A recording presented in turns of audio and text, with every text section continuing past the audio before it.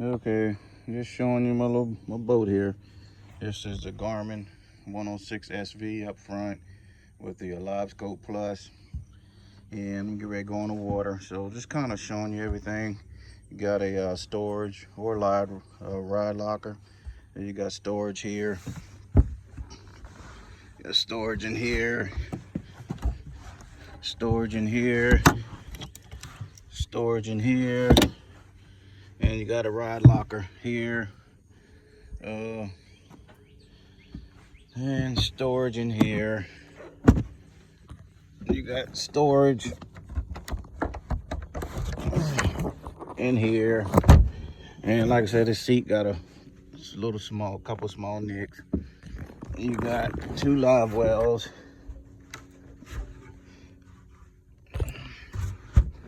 You got, oh Lord, you got 2 live wells here. That's a water stain, that's not a crack. And you got storage in here, and you got a seat here also, but I actually took that seat off and you got a little cooler in here. And also you got 4 batteries in here, and you got a 4 battery bank charger, and you got your oil storage for your oil, and you got your hot foot, and that's a 93 SV at the console.